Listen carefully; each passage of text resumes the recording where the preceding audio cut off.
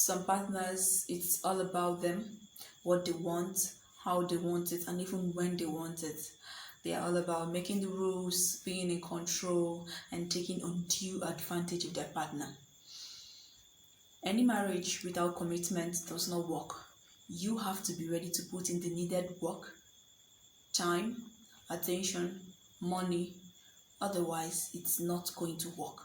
This is why most marriages are failing, because some persons want to remain single even when married.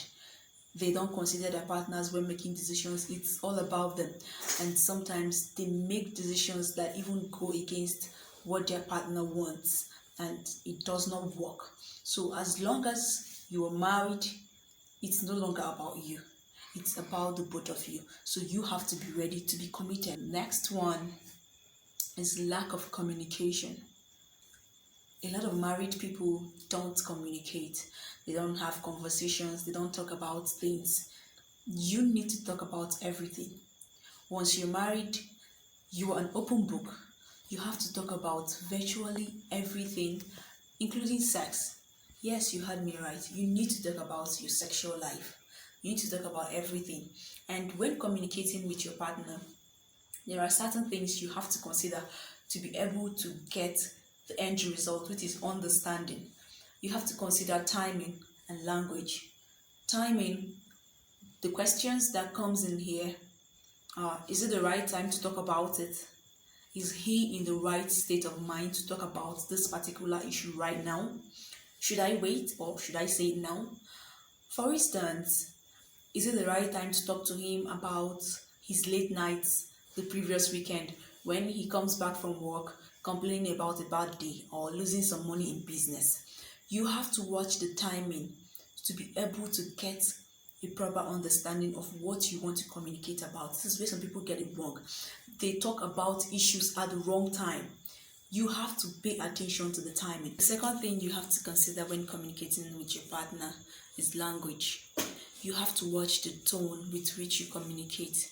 You don't necessarily have to be abusive, authoritative, or harsh, because this goes a long way to affect understanding, which is the end result. A marriage without communication is bound to fail. You have to talk about issues. Communication solves a lot. You have to talk about everything.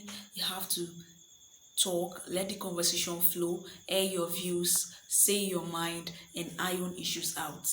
Communication still remains the key to a blissful marriage. So a marriage without communication is bound to fail. That is why most marriages are failing today, because those couples, they don't talk about anything. They don't want to sit down and talk it out. Nobody wants to make the move. Nobody wants to talk about it. The problem is there and nobody wants to address it. And that is why these marriages are failing. The next one, the reason why most marriages fail, is lack of self-discovery.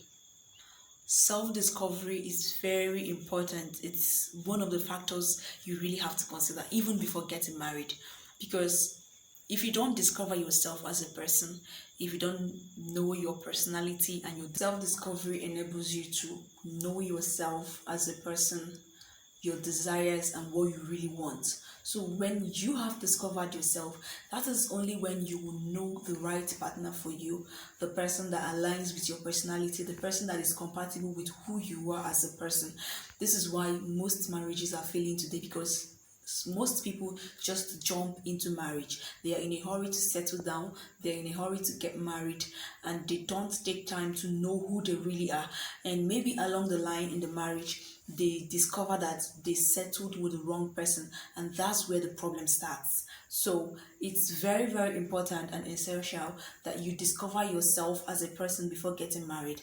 This way you will be able to know the right person for you, and you'll be able to know what you really want, and you'll be able to set your priorities straight. So self-discovery is very important, and if you don't discover yourself before marriage, there is a possibility that you might marry the wrong person. So you need to take your time, you need to relax, don't rush, take your time, know who you really are, get to know your desires as a person, get to know what you really want. And when these things are in order, that is when you can start considering marriage.